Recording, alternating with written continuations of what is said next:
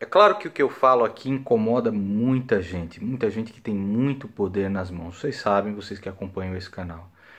No Facebook você sabe que eles já me censuraram, já cortaram a minha relevância.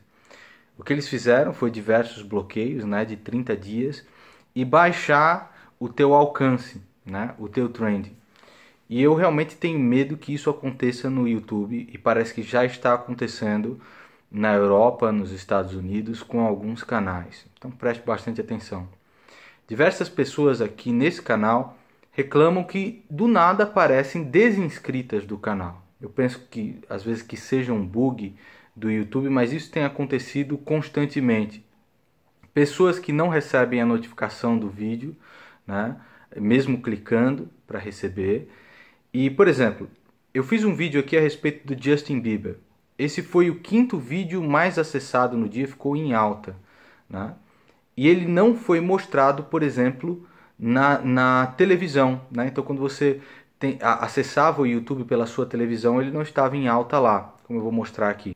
Esse aqui é o em alta, gravado na minha TV, Samsung. Você vê, primeira Game of Thrones, depois 10 toboáguas, milkshake, como cortar garrafa, maior espada de chocolate do mundo, Minecraft, os caras vão hackear seu cérebro, PC no PC, né? Meu vídeo aqui não aparece em nenhum, e ele está na posição número 5 do trend. Em alta agora no Brasil, meu vídeo simplesmente não aparece. Eu passei o dia todo vendo se ele chegaria lá na televisão, mas simplesmente foi ignorado da TV, né? Então é uma forma, acredito eu, de simplesmente suprimir aquilo que você está dizendo. Quando outros conteúdos que foram postados depois já estão em alta na televisão. E isso é muito sério. Eu entrei em contato com a minha network, eles falaram, eu não sei o que está acontecendo, não faço a menor ideia, vamos ver lá no YouTube, no Google, o que acontece. Quando eu fui na One RPM Day lá, o pessoal da Google me garantiu que não existe esse tipo de coisa, mas sinceramente eu fico um pouco ressabiado com esse negócio todo, né?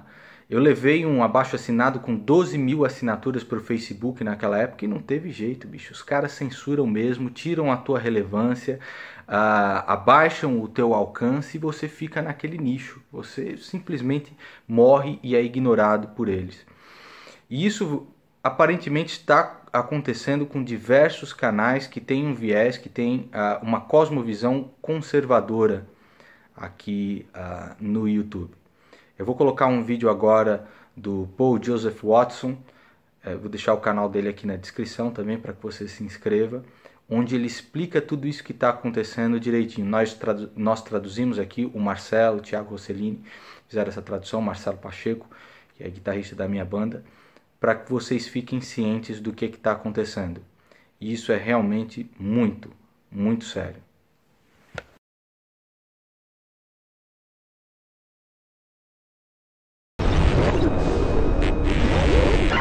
Good evening, London. That title got your attention, didn't it? Well, I wish it was clickbait, but it's not. Many of your favourite YouTubers could be about to disappear. And it's odd because many of the same people who went apeshit over YouTube heroes aren't even talking about this. Basically, a bunch of corporations had a collective hissy fit because their ads were showing up on extremist videos. Verizon, Johnson & Johnson, these big companies, they've just found out that their ads are being played before some pretty offensive content, and they want it to stop. And to be fair, you can understand why they don't want to be seen as endorsing extremism. Because by extremism, we just mean ISIS. We mean jihadist propaganda. Beheading videos, right? Wrong. According to the media, extremist YouTubers include yours truly, JonTron, and PewDiePie. PewDiePie! Let us dwell for a second on how truly hysterical you must be to think that a guy who makes funny videos about playing computer games is a political extremist.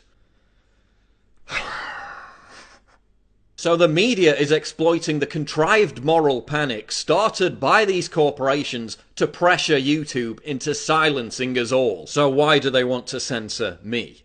Well, it's because It's because I'm kicking their ass and they can't win the argument on a level playing field. So I tweeted, Twitter is a tiny echo chamber. I'm not sure the left understand the monumental ass whooping being dished out to them on YouTube. And it triggered a huge number of frothing leftists to angrily deny that it was true.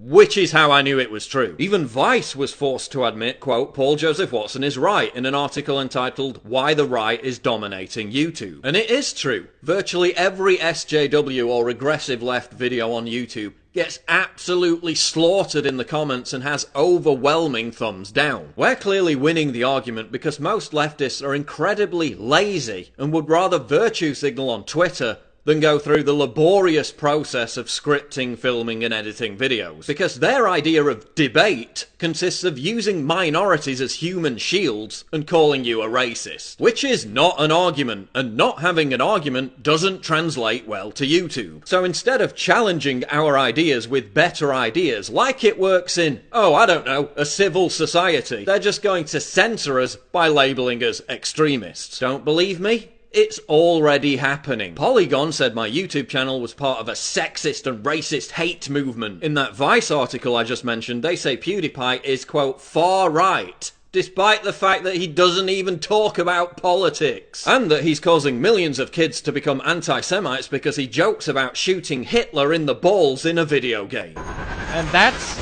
why Hitler never had any babies. Yes, really. In another Vice article, they say JonTron is making all the kids racist. New Statesman said my videos were racist in an article about who YouTube should censor. Along with all the fake news hysteria, they're clearly building the narrative that anyone who even hints at challenging leftist dogma on anything is an extremist and must be silenced. They're clearly conflating actual extremism, like ISIS beheading videos, with people who just have a different fucking opinion. And again, it's because we're crushing them. Their audience is shrinking. Their trustworthiness, especially amongst young people, is collapsing. So how will they silence us pesky YouTubers with our wrong-think and inconvenient opinions? Well, let me introduce you to YouTube Restricted Mode. Here's my channel on Restricted Mode. Yeah, you'll notice every single one of my videos has disappeared. Here's CNN on Restricted Mode. Not a single one of their videos has been buried. Even though I talk about many of the same news issues as CNN. Same issues, wrong opinion. So it's bye-bye PJW. Here's Philip DeFranco's channel. Steven Crowder. Here's Alex Jones. Here's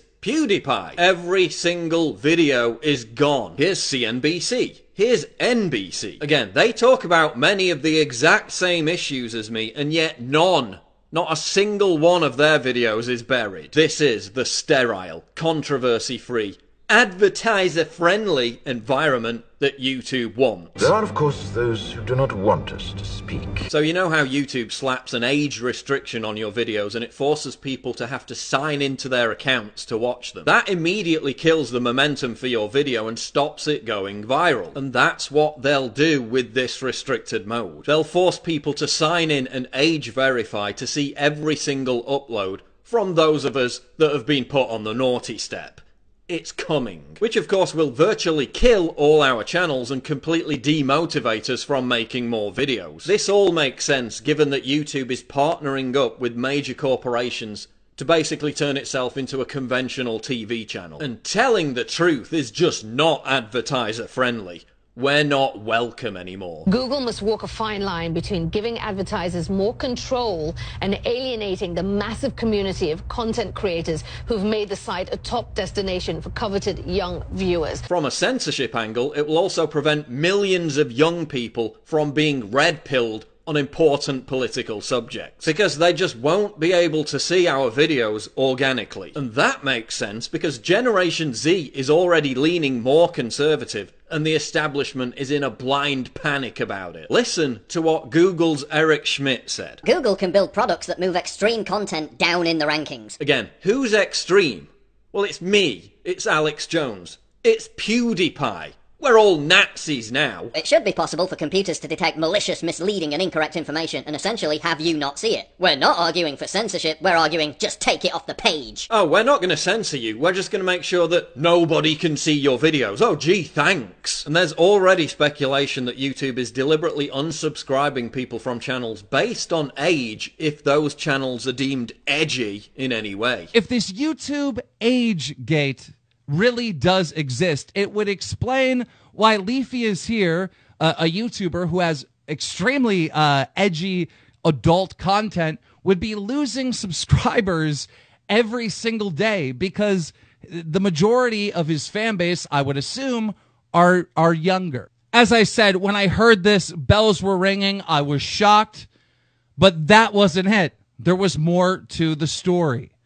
The YouTube employee went on to say that they're planning on implementing this across YouTube, and that if you are not in the age group appropriate for that channel, you won't even be able to search it and find it anymore once they fully roll out the program. But YouTube's a private company, it can censor who it likes. Yeah, isn't it funny how leftists are suddenly so vehemently in favour of the right of private companies to discriminate against people? But only when that discrimination involves censoring conservatives. Refuse to bake a gay wedding cake and that fervent principle suddenly washes away. And forget conservatives. Any popular YouTuber with any influence whatsoever poses a threat to the media's monopoly on controlling public opinion. That's why YouTube tried to pay off people to support Hillary Clinton. Casey Neistat. That's what frightens them. The mere threat of a thought crime being committed. Words will always retain their power.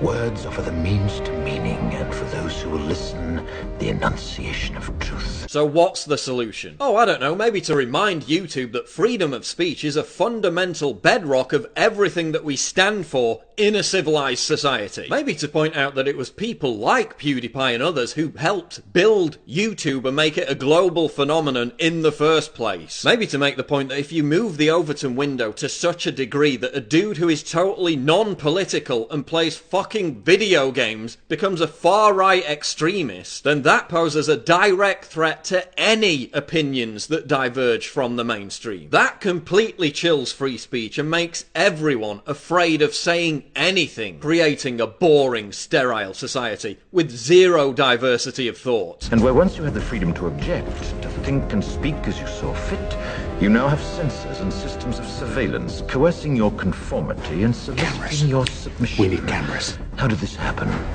Who's to blame? Enforced totalitarian compliance with whatever the thought police mob demands of you. Or maybe you just want to continue watching PewDiePie shoot Nazis in the balls.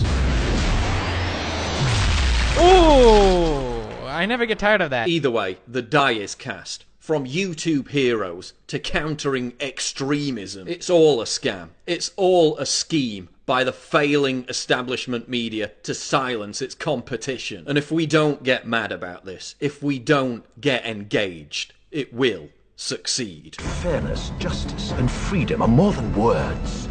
They are perspective.